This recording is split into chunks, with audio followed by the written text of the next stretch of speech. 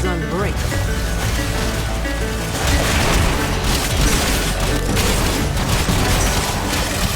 Ever since the Heart of Demos came out, I've been looking around for a really good way to play XAKU. Now obviously, there are a bunch of ways online that are probably really powerful for themselves, but either they have way too much FORMA, or they're just not something that I would be interested in.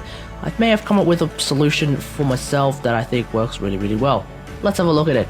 Here we are in the simulacrum with XAKU. So what I'm going to do with them is I'm going to actually summon these level 150 corrupted heavy gunners like so. They're actually going to be level 155. Now, the first change is change their first ability.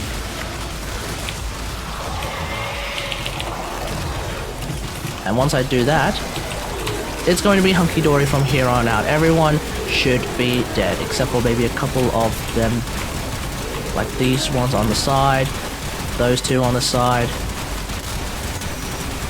But, you know, pretty easy mode.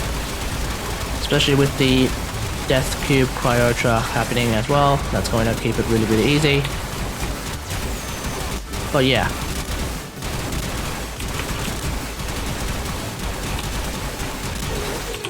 There we go. Awesome. So, what have I done to XAKU this time? Let's have a look. As many of you may know, I don't typically put FORMA on non-prime WarFrame, so this is a zero FORMA build. The first and most important change is that I've changed Xata's Whisper for Well of Life, and side note, I don't think Xata's Whisper is all that good. Even on other Warframes, I am currently theorizing that it's not all that useful. Some people have been asking me to have a look at the idea of Xata's Whisper on Mag, but I don't know, if Void status through my amp plus Magnetize doesn't really yield any results outside of typical Magnetize results, I get the feeling that Magnetize will not be affected all that much by Xata's Whisper either, so that's just my side note. Anyway, Well of Life, allowing us to heal massively at 199 health per second. That's even faster than Oberon's heal, so just keep in mind, that's what we're working with. At that point, we're using XAKU as a rage tank. That's right, the idea of converting damage to health to energy is exactly how I am keeping XAKU's pretty much damage engine running, so that is really good.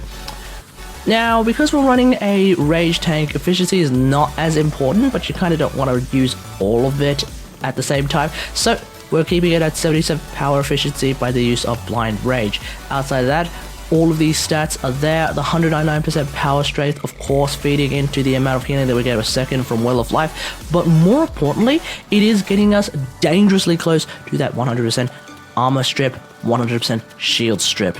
So that's going to be really good. At 99% armor strip or shield strip, or 99.5, I guess, if the game is really running that closely, I think that's going to be acceptable.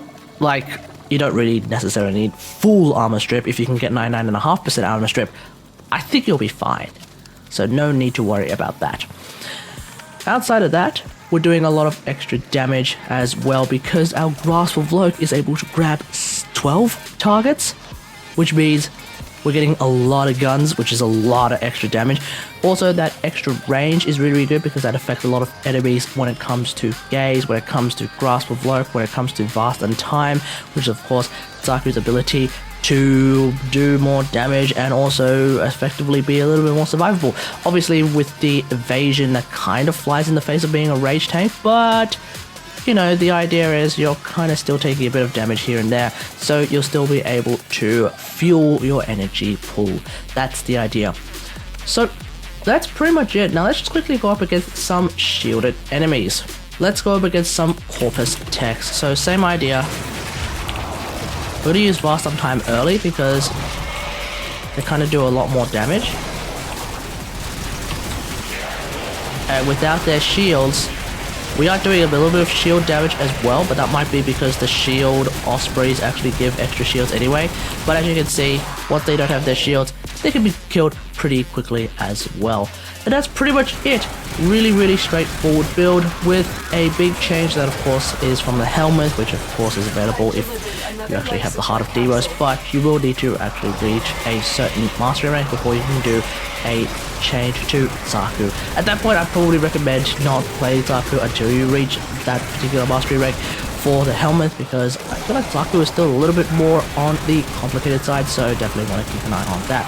Now, the big thing about this build, at least the big thing for me to do with Zaku, is that I'm finding that two of Zaku's The Lost abilities, which is of course their third ability, wheel abilities, if that makes sense, I find that some of them are not all that useful, particularly Deny and Accuse. So you might actually disagree with me massively on that. Deny, of course, being the big laser, Accuse, of course, being essentially Nyx 3.0.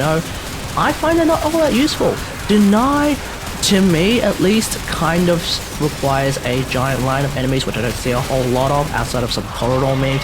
But even when they show up and they're sort of grouped up in a corridor, I feel like Grasp of Lohk has already killed half of them, and at that point I'm like, well, I don't really feel like using the energy to use Deny, so not really gonna bother with that at all.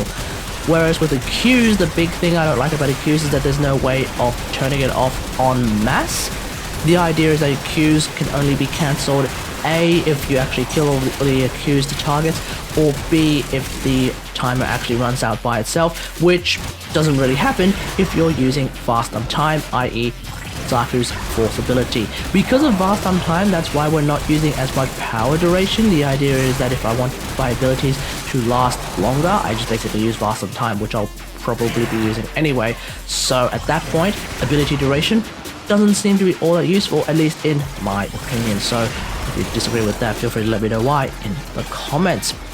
That's pretty much it. Let me know what you think about all of this in the comments below. Is this the kind of Zaku that you would play? Let me know in the comments. I think this is probably the easiest way to play Zaku, in the sense that we're running a zero form build as a rage tank, so there we go.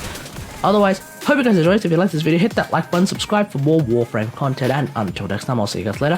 Thanks for watching. Bye.